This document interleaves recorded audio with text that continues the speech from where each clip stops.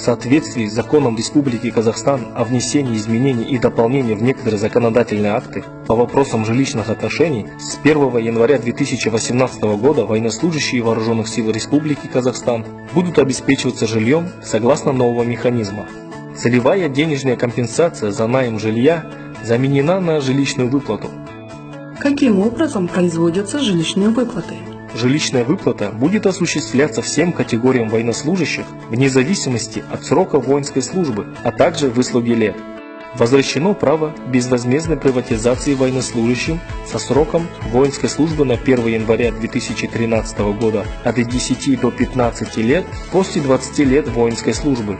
Военнослужащим, проживающим в закрытых и обособленных военных городках, будут перечислять 50% от размера положенных жилищных выплат на счет в банке второго уровня.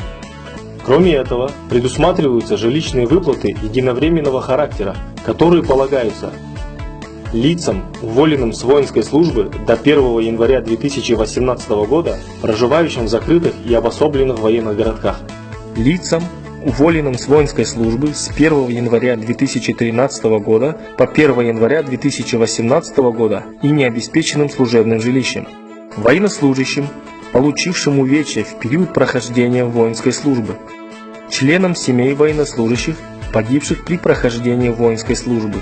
Согласно нового механизма, военнослужащие вправе использовать жилищные выплаты на приобретение в собственность жилья с использованием ипотечного кредита в банке, оплату аренды жилья или оплату аренды с последующим выкупом, погашение ранее полученного ипотечного кредита, уплату взносов при участии в долевом строительстве жилья, уплату взносов при участии в жилищном и жилищно-строительном кооперативе, пополнение накоплений в виде жилищных строительных сбережений, которые не могут быть использованы на другие цели, кроме как на улучшение жилищных условий за исключением лиц, уволенных со службы, а также улучшение жилищных условий.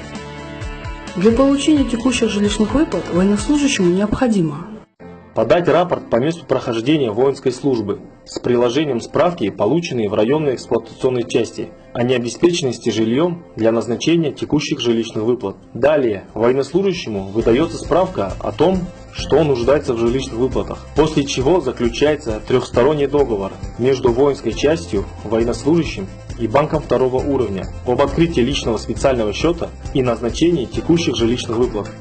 Личный специальный счет. Это текущий банковский счет, открываемый военнослужащими в банке второго уровня для зачисления жилищных выплат и осуществления платежей на установленные цели. Личный специальный счет открывается и обслуживается каждым военнослужащим самостоятельно. Как определяется размер жилищных выплат? Размер жилищных выплат определяется путем умножения размера стоимости аренды 1 квадратного метра жилья в соответствующем регионе Казахстана на площадь жилища. Площадь жилища определяется из расчета 18 квадратных метров полезной площади на каждого члена семьи военнослужащего. Кем производятся жилищные выплаты? Жилищные выплаты производятся ежемесячно военнослужащему по месту прохождения им воинской службы путем их перечисления на личный специальный счет в месячный срок со дня их назначения. В каких случаях военнослужащий признан нуждающимся в жилье?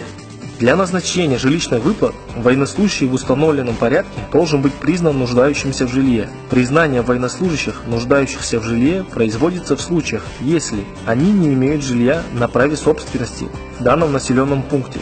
При этом наличие доли менее 50% в жилище не учитываются. Они не имеют в постоянном пользовании жилье, полученное из государственного жилищного фонда в данном населенном пункте.